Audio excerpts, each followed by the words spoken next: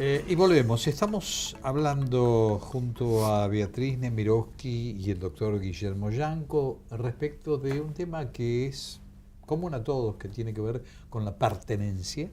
Nos hemos adentrado un poco en el concepto y hemos esbozado distintas posiciones a través del judaísmo y estamos clarificando conceptos y por lo menos reconociendo determinadas cosas. Antes de irnos al corte yo dije que iba a querer leer dentro de este artículo que motivó un poco esta inquietud de hacer el programa, algo que es importante, que tiene que ver con esto. La diversidad judía ha sido siempre la norma. Y abrazar conscientemente esa diversidad, celebrando la variedad, nutriéndonos y consolidando nuestra propia identidad en las diversas maneras de expresar el judaísmo, es dar lugar al pluralismo. Y acá no hay contradicción, todo lo contrario. No hay ninguna contradicción. Uno, digamos, el pluralismo es parte constitutiva del judaísmo. Tenés la escuela de Hillel y la escuela de Shammai. Tenés las parejas de debate pretalmúdico, que después se ven reflejadas en el Talmud. Tenés en todas las épocas pensadores que dan respuestas distintas a las mismas situaciones problemáticas. Tenés a los saduceos, a los esenios, a los fariseos, todos ellos pertenecientes al pueblo judío. Esto es diversidad, esto es diversidad. Tenés comunidades hoy, tenés comunidades con origen sefaradí, comunidades con origen ashkenazí, con distintas costumbres, eso también es diversidad. Ahora, ¿hay contradicción entre pluralismo y unidad? No, porque el pluralismo es precisamente en este sentido poder lograr la unidad en la diversidad. Y yo ahí, en esto que escribí, ¿en qué tenemos unidad? Tenemos unidad de herencia y unidad de destino. Digo, como pueblo, nuestra herencia, la de todos los que decimos pertenecer a este colectivo, es la misma, porque nos nutrimos todos en los mismos textos. Podemos mirar el texto con lentes distintas, podemos animarnos a discutir con ese texto hoy y a seguir interpretando y pensar que seguir interpretando hoy es válido. Y hay quien decide que no lo es, que lo que está dicho y que es de una sola manera. Pero lo que es inexorable es que la herencia, el legado es el mismo. Y tenemos también en unidad un mismo destino. Porque lo que le pase, lo aprendimos en la historia, y Guillermo de esto puede hablar ampliamente, lo que le pase a un judío en cualquier lugar del mundo, le pasa a todo el pueblo, porque somos familia.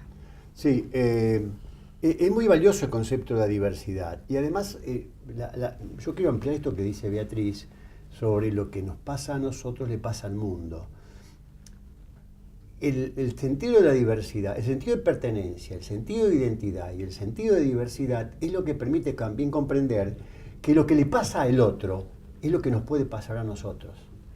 Es decir, el valor, la comprensión de la existencia del otro es fundamental. Y en este sentido, por eso vale el concepto de la duda, porque yo me tengo que plantear que si al otro le pasa, yo no estoy eximido. Muchas de las cosas que ocurrieron durante la Shoah, durante el Holocausto, fue no advertir, aún por muchos intelectuales y aún por mucha gente con enorme formación, de ahí que por ahí en algún momento uno debiera hablar de cómo se formula lo llamado intelectual,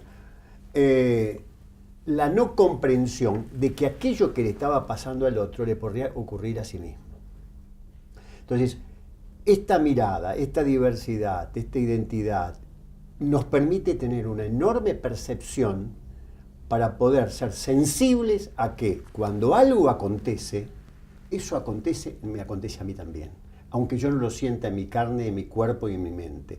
Pero que además, en algún momento, es también probable que me pueda ocurrir en mi cabeza, en mi cuerpo y en mi mente, si no atisbo la posibilidad desde ser yo, estar con el otro y luchar contra eso. Cuando hablamos de diversidad y cuando hablamos de todo esto que estamos expresando y que lo estamos refiriendo desde el punto de vista de lo que es ser judío, también podemos ampliarlo y universalizarlo a lo que es ser católico o a lo que es ser maometano o las distintas tendencias que se dan en el mundo y que todos tienen parámetros semejantes. Así es. Así es. Lo que es, digamos, ser connacional de otro en cualquier estado, digamos. Pertenecemos, somos argentinos, pertenecemos, pero no todos pensamos lo mismo, tenemos sin embargo la misma historia hacia atrás, y tenemos seguramente el mismo destino hacia adelante, porque lo que le pase a este país nos va a pasar a todos. Claro. Y entonces, en ese sentido, lo que es aplicable a unos, y somos plurales, y pensamos distinto, y es que el hombre es el hombre, ese es el hombre, no somos seres clonados, uno igual a otro. Digamos, uno podría decir, bueno, recuperamos la exégesis bíblica que dice por qué Dios creó un solo hombre. Creó un solo hombre para que todos sepamos que tenemos el mismo origen, pero que nadie pueda decir mi padre es mejor que el tuyo. A un solo hombre, pero sin embargo cada hombre, sigue diciendo la exégesis, cada hombre está hecho con un cuño particular. Está acuñado de una manera particular. Nosotros lamentablemente tenemos nuestra propia historia en relación a esto. Y no me refiero solamente al ser judío, me refiero al ser argentino. Uh-huh. Claro. Hemos vivido el atentado a la Embajada de Israel, hemos vivido el atentado a la AMIA, hemos vivido la muerte del fiscal Nisman. Y estos acontecimientos trágicos, terribles, ponen en el tapete no solo a nuestra propia vivencia, sino la vivencia de un pueblo como el argentino, uh-huh. Porque esto que ha ocurrido le puede ocurrir a cualquiera, más allá de las connotaciones políticas, de las connotaciones ideológicas, de las circunstancias del momento y de los porqués, el sistema de ocultamiento, el sistema de mentira, el sistema de perversión.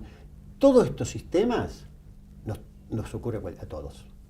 Se focalizó en esto, hablando desde el judaísmo y desde los acontecimientos que hemos vivido en la Argentina en los últimos 20 y pico años. Pero uno observa realidades luego de esos acontecimientos y ve que nadie está exento de que le suceda lo mismo. ¿Y por qué las sociedades en general son tan diversas en cuanto a proyecciones hacia el otro? Porque de acuerdo a lo que he leído aquí, todo lo que vos mencionás es todo fantástico, realmente es lo que personas normales y amplias y generosas opinan para la vida del uno y del otro. Pero también hay gente que se desvía. ¿Cómo es posible esa pertenencia que está desviándose por momentos en cosas que atentan contra el otro? Y estoy hablando de la violencia en el mundo. Bueno, yo diría que hoy la violencia ha adquirido carácter de obscenidad, ya, digamos, es obscena la violencia que hay en el mundo. Pero tiene que ver con la falta, la violencia que se ejerce respecto de otro, es una violencia que también se ejerce respecto de uno mismo, del que la ejerce, y tiene que ver con precisamente el poco apego a la vida, la poca valoración de la propia vida y de la vida del otro. La deshumanización de algunos espacios en donde medimos resultados, medimos cuánto logré, medimos cuánto tengo. Inclusive hay una tendencia en algunos espacios educativos de valorar la educación recibida en función de mediciones de resultados. Nos olvidamos de que la educación, además de generar conocimiento y cada vez más conocimiento, hay algo que tiene que hacer desde que uno nace, que es humanizar al ser humano. El ser humano necesita un poquitito más de humanismo. Depende de la sociedad en la cual estés viviendo. Depende de la familia en principio, claro. Depende de la sociedad, Depende, lamentablemente hoy también tenemos que decir que depende de la escuela, porque si bien esto era patrimonio de las familias, la escuela, la familia cada vez ha ido delegando más cuestiones en la escuela, porque, bueno, la vida cotidiana, la necesidad de sostener y demás hace que no siempre haya todo el tiempo necesario para sentarse alrededor de una mesa y hablar de las cosas importantes de la vida. Tenemos 1 minuto y medio para irnos. Te lo doy a vos Bueno, para que cierres. A tu pregunta, Luis, yo contesto con la existencia de cada vez más conflictos. Es decir, el siglo pasado no tuvo 2 guerras mundiales, tuvo la Shoah, tuvo el genocidio armenio, tuvo Ruanda, tuvo Vietnam. Pero este siglo, un escritor español escribió en el diario El País un artículo bajo el título, algo así como de la Guerra Fría y la paz caliente. Uno vive el sistema de violencias cotidianamente. Y hay axiomas frente al conflicto. Hay mucho conflicto que algunos no saben, algunos no lo ven, algunos no saben de su existencia, otros lo ven pero lo ignoran, otros lo ven pero tienen miedo, y otros lo ven y dicen lo dejo para adelante para resolver.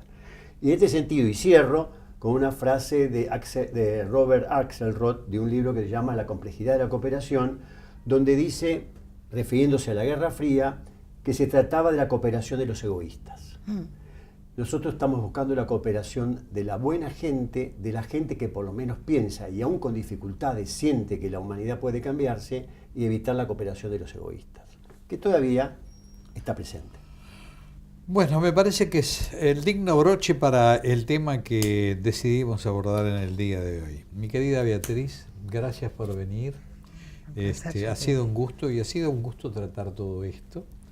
Lo mismo para vos, Guillermo, para mí también ha sido un gusto, como siempre. Bueno, pero me tenés que decir, mi querido Guillermo, también. Como mi querido Guillermo, eso claro. está sobre. Pero vos no sos primo de él. Claro, es distinto.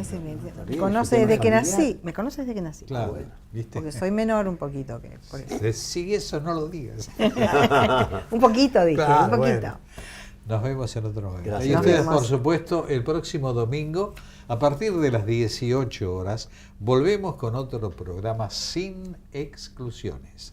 Hasta ese momento, y muchas gracias. ACARA, Asociación de Concesionarios de Automotores de la República Argentina.